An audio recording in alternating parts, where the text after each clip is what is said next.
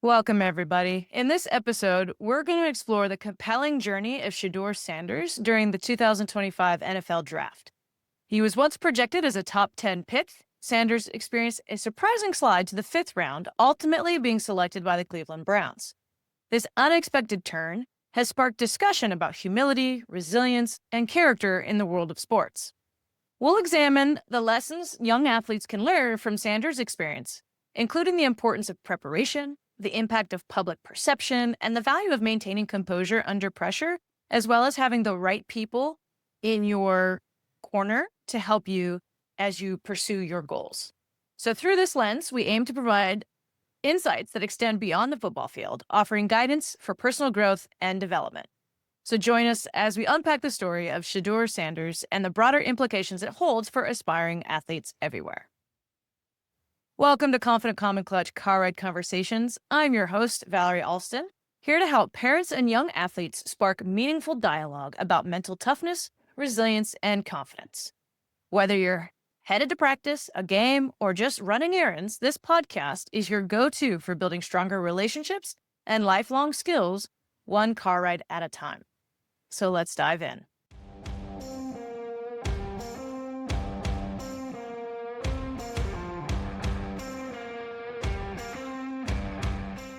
Now, I want to be upfront and say that I don't presume to know any insider secrets or behind the scenes anything around Shedeur Sanders' situation during the NFL draft this past weekend. But I think based on all of the commentary and the story that it became, there are definitely some lessons to be learned from his experience that can be applied to any athlete who's pursuing sports in a bigger context. Okay.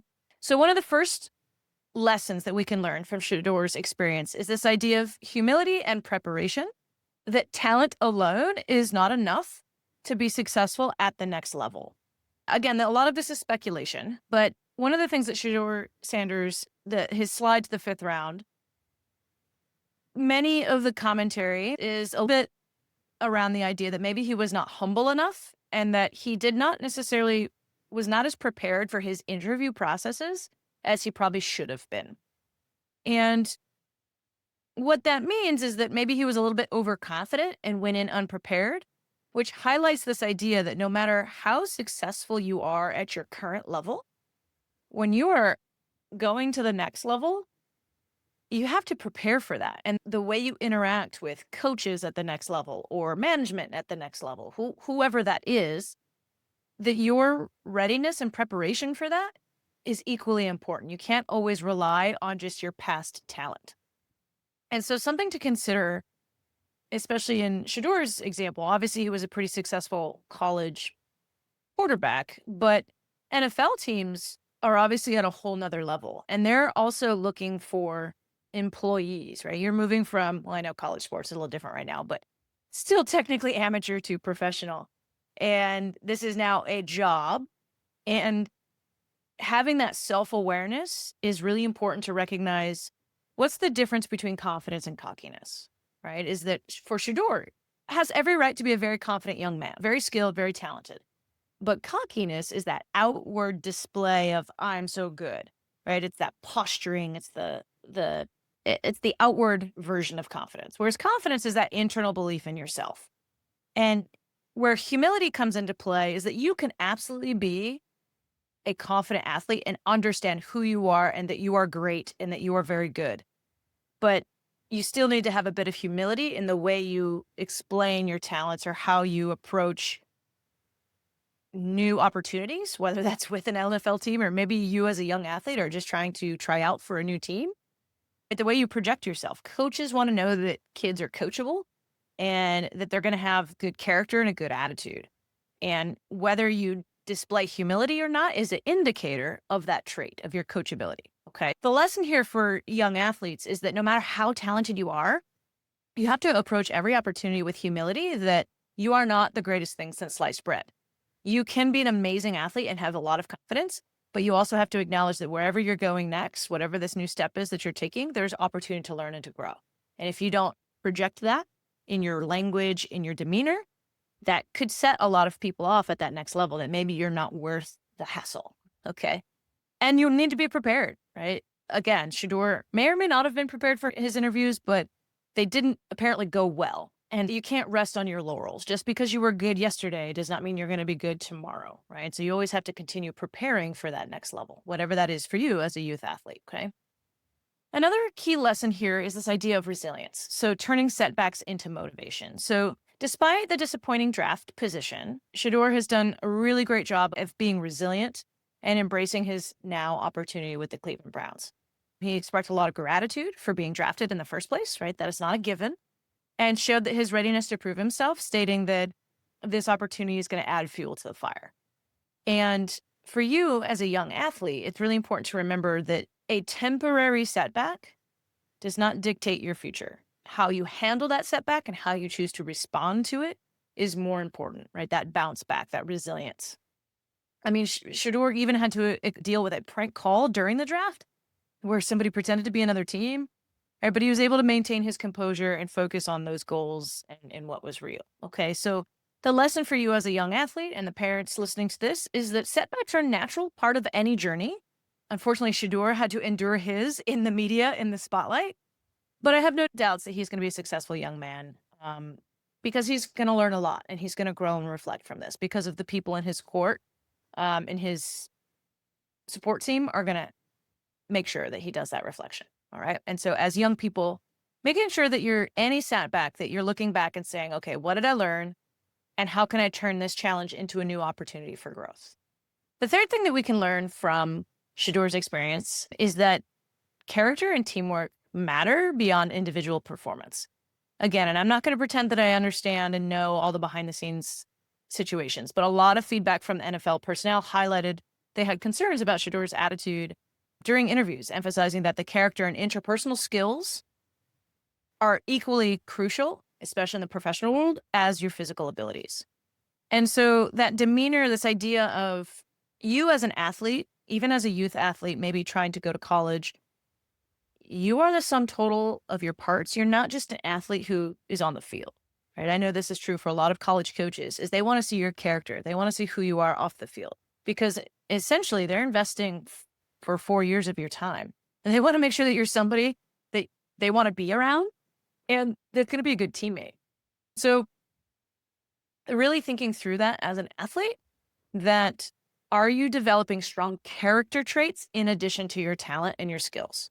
Such as humility, as teamwork, as being a vocal leader, being a strong motivational presence for your team, whatever that is. Okay. And there's a lot of different traits that you could be that would make you a valuable member of a team. So that developing your character along with your talent is essential for long-term success. Now, another thing that is going to come into play for you, something that's important to know, is media savviness, our fourth lesson, being able to manage public perception. Now, a lot of Shedeur Sanders is obviously in the media a ton, being his father's son, Deion Sanders' son, being a part of the University of Colorado and the behind the scenes Prime documentary and all these things. So he's getting a lot of media attention. And while you might not be a public figure, you are still probably involved in some form of social media, your public persona. And it's really important to understand that that lives forever. It doesn't go away. And coaches are looking at those things to determine whether you are a person that they want on your team. And so you need to make sure that whatever you put out in the internet and put out in the ether is portraying you in the way that you want to be portrayed. It should always be authentic. You don't want to try to be somebody you're not. But it should also make sure that it's exemplifying who you want to be and not you at some of your worst moments. Okay. So some of Shedeur's statements, again, he came off a little bit cocky, and we'll see how that worked for him. Okay. We don't know that it's going to be a bad situation, but long story short, you always have to be mindful of what you're presenting into the public because, again, the internet lives forever and your actions and your words will last a long time. And so as a young athlete, you need to understand that managing that perception and your media content, whatever that is for you, is important, that what's being portrayed is what you want to be portrayed. Now, the fifth and final important lesson that we can learn from Shedeur Sanders' experience is the value of support systems and the role of family, mentors, and trusted advisors. So through the draft process, the Sanders family is obviously very tight knit. Dion is obviously a wonderful mentor for Shedeur because he has done the whole pro thing and he was pretty good at it. So the family support was really beneficial for Shedeur in this experience. And it's essential for every athlete to establish a support network that's going to help you be successful. And so really thinking about for you, what types of support do you need?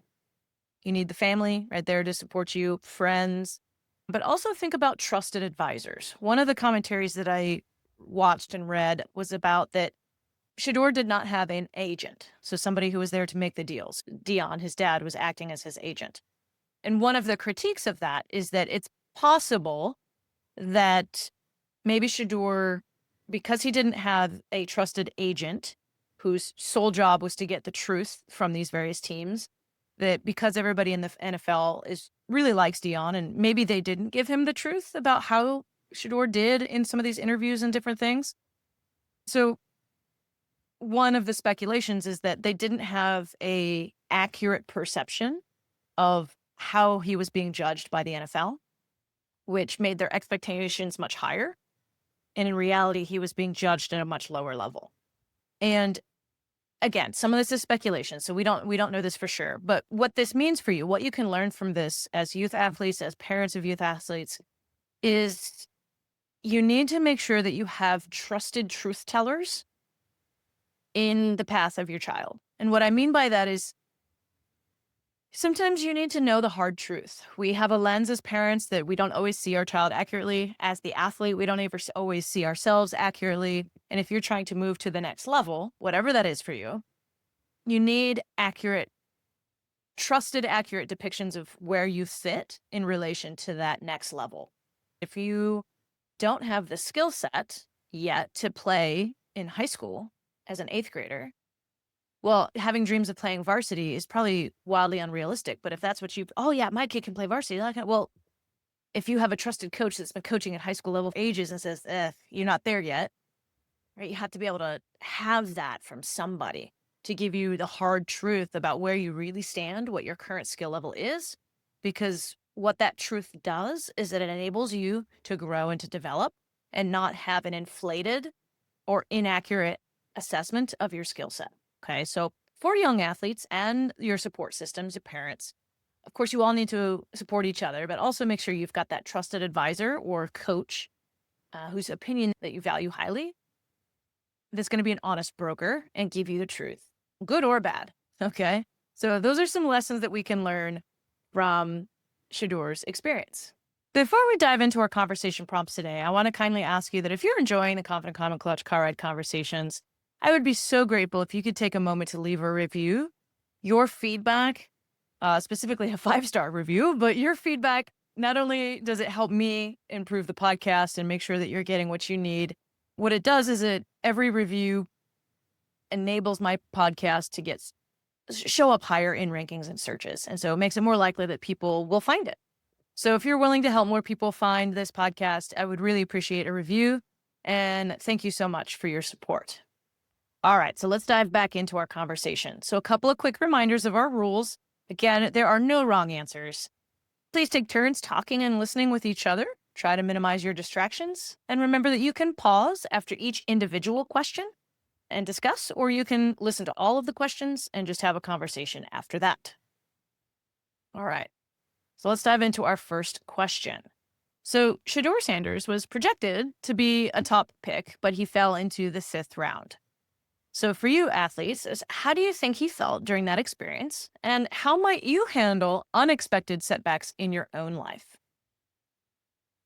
Our second question, one of the topics that we discussed, is the difference between confidence and cockiness.